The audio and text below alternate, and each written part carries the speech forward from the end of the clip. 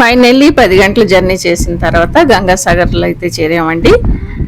తీర్థయాత్ర bar bar Gangasagar ఏక్ bar ఎందుకంటారో నాకు గంగాసాగర్లు చేరిన తర్వాతే అర్థమైంది. చాలా పుణ్యక్షేత్రం అండి ఇది గంగాసాగర్ అయితే. వెస్ట్ బెంగాల్ 26 పరంగమ్మ జిల్లాలో అయితే గంగాసాగర్ ఉందన్నమాట.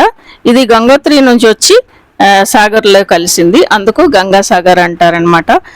మకర సంక్రాంతి రోజు అయితే పెద్ద మేళా కూర్చుంటుంది, 5 రోజులు మేళా అవుతుంది.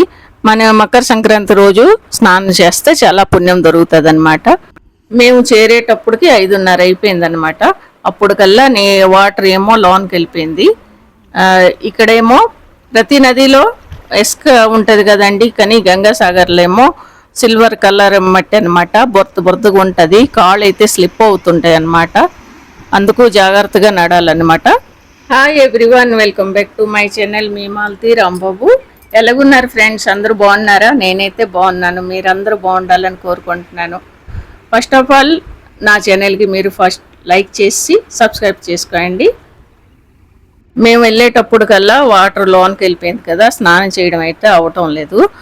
అంటే డుక్కి కొట్టడం, పూర్తి మునగడం అవటం లేదు. ఇంకా 6 అయిపోతుంది, ఇంకా చీకటి పడిపోతుంది, లోన్కి ఇంకా నీళ్ళు వెళ్ళిపోతున్నాయి అనమాట. అందుకనేసి అక్కడ ఉంటారండి, వాళ్ళు బకెట్తో నీళ్ళు వంపుతారనమాట. వాళ్ళకి డబ్బులు తీసుకుంటారు. ఇంకా స్నానం చేసి డుక్కి కొట్టేసి ఒడ్డుకైతే వచ్చేసామన్నమాట. ఇంకా తడి బట్టలతోనే మేమైతే కపిల్ముని మందిరంకి అయితే వచ్చేసామండి.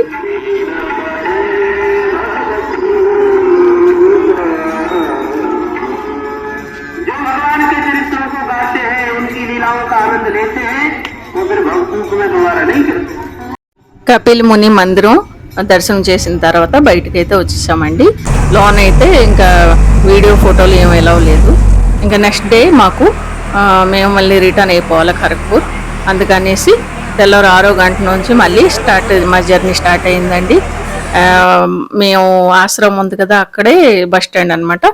అక్కడ బస్సు తీసుకొని ఇంకా బస్సు తర్వాత లాంచు, ఫేరీ, తర్వాత లోకల్ ఇవన్నీ పట్టుకొని సియాల్దా వచ్చాము. సియాల్దా నుంచి మళ్ళీ బస్సు తీసుకొని హౌడా వచ్చాము. ఇది హౌడా బీచ్ అండి. ఇంకా హౌడా నుంచి మాకు డైరెక్ట్ అయితే ఖరగ్పూర్ వరకు ట్రైన్ అనమాట.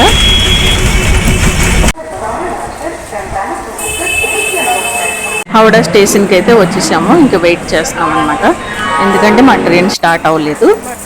హౌడా రాంచీ ఇంటర్సిటీ ఎక్స్ప్రెస్ అనమాట. ఇంకా హౌడా రాంచీ ఎక్స్ప్రెస్కి మేము టికెట్ తీసుకున్నాము. ఇదైతే డైరెక్ట్గా ఖరగ్పూర్ ఒక 2 గంటల్లో చేరిపోవచ్చు. లోకల్ అయితే 3 గంటలు పడుతుంది అనేసి అందుకని ఎక్స్ప్రెస్ అయితే తీసుకున్నాము. ఇంకా డైరెక్ట్గా నేను ఖరగ్పూర్లో అయితే చేరిపోయామన్నమాట. ఇదండి మా గంగాసాగర్ జర్నీ. మీకు ఎలా అనిపించిందో కామెంట్ చేసి చెప్పండి.